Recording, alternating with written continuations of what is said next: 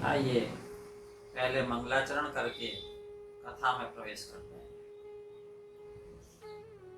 विघ्नेश्वराय वरदाय सुरप्रियाय लंबोदराय सकलाय जगद्विताय नागाननाय श्रुतियज्ञ विभूषिताय गौरीशुताय गणनाथ नमो नमस्ते।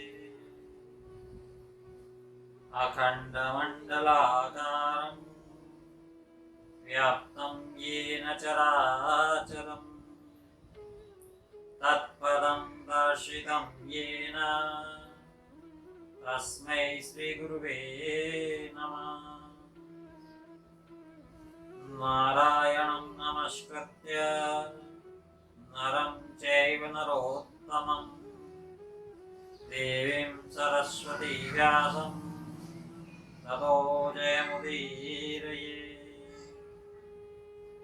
वन्दे वन्दारुमन्दारं वृन्दावनविनोदिनं वृन्दावनकलानाथ पुरुषोत्तमवद्भूतं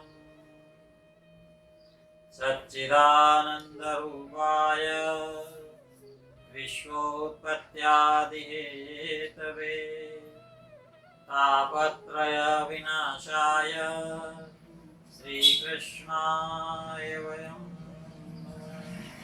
श्रीकृष्णाय वयं नमः श्रीकृष्णाय वयं नमः।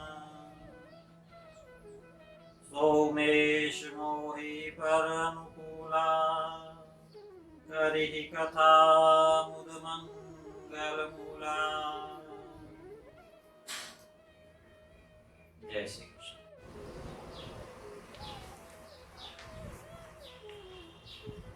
पुरुषोत्तम मास महात्म्य कथा में आज 19वां अध्याय। कल के अध्याय में हमने देखा ब्राह्मण पुत्र भगवान की कृपा से जीवित हुआ, अनजाने में ही पुरुषोत्तम मास का सेवन का फल मिला उसे। भगवान के गमन से पूर्व सुदेव ब्राह्मण ने पूछा था कि भाई 4000 वर्ष कठोर तप का परिणाम जैसा नहीं था वैसा इस एक मास के अनजाने में किए हुए तप का फल इतना सुमधुर क्यों? भगवान ने कहा अयम मम प्रियो मासः प्रयातः पुरुषोत्तम। अरे भाई, हे द्विज, हे ब्राह्मण देवता, आपने पुरुषोत्तम मास जो कि हमारा प्रिय मास है, आपने उसका सेवन किया है, आपने उसका व्रत किया है, आपने उसके नियम संयम आचार विचार व्यवहार उन सब का पालन किया है। अरे अनजाने में ही सही तुमने अखंडित उपवास किया।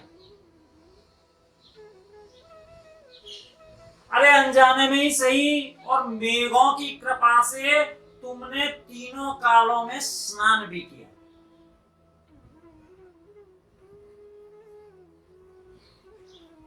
और मैं जब फल देने को आतुर होता हूं, तत्पर होता हूं, तो मैं इसे दारुण तप की संज्ञा भी दे देता हूं। ये दारुण तप किया है तुमने। और फिर पुरुषोत्तम मास का सेवन करने वाला हमारा अत्यंत प्रिय होता है, वह धन्य है, वह भाग्यवान होगा ही।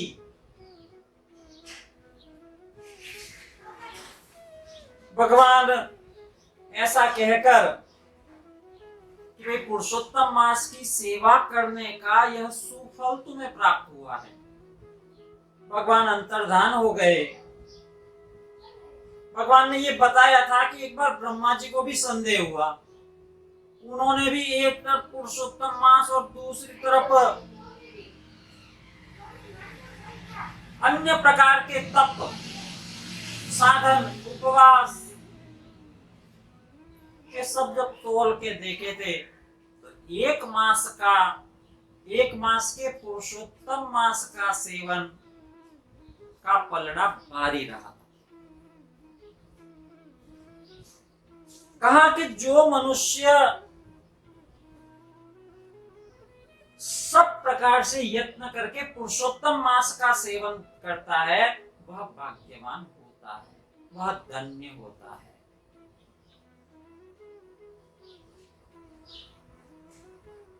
ऐसा कारण बताकर भगवान अंतर्धान हुए।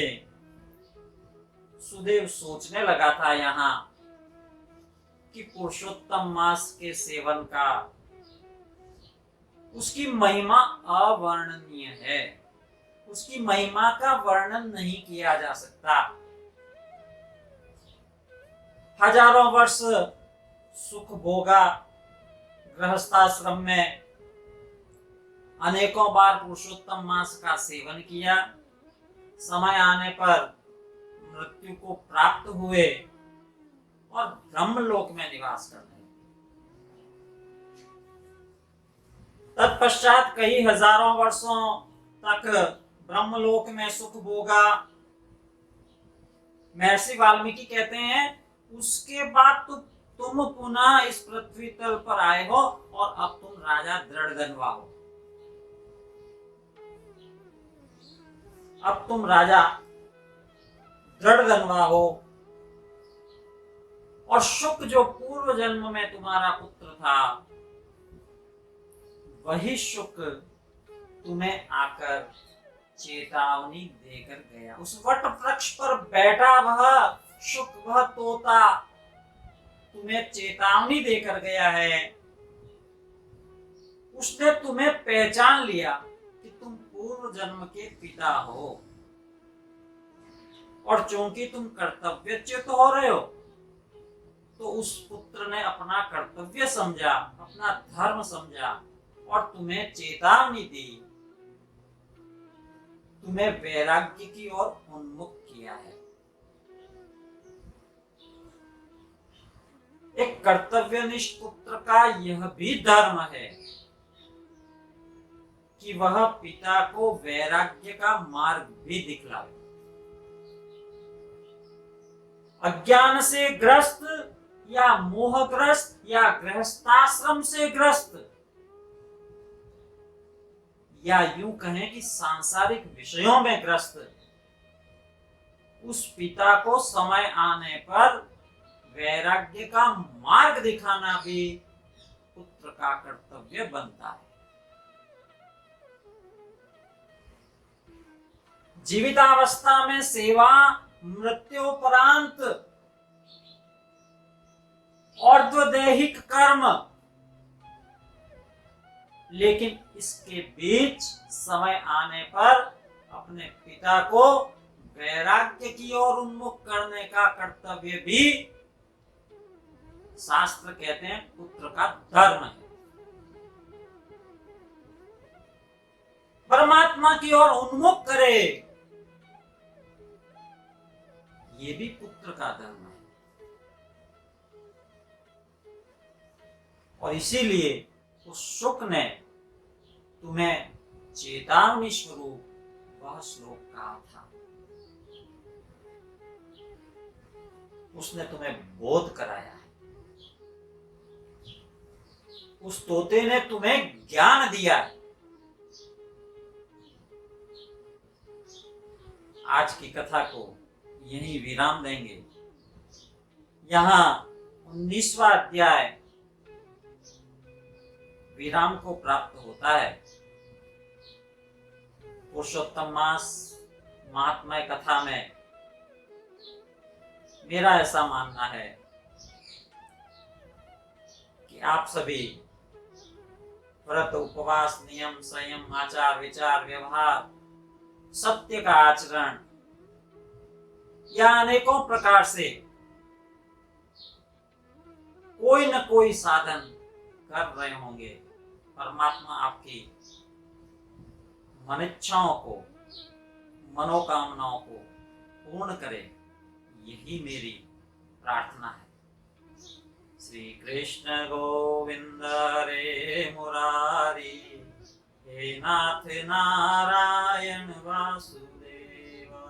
श्री कृष्ण गोविंद हरे मुरारी, हे नाथ नारायण वासुदेव।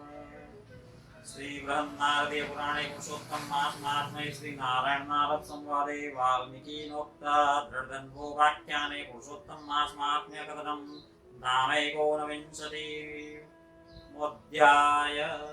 बोल श्री कृष्णचंद्र भगवान की जय, श्री पुरुषोत्तम भगवान की जय।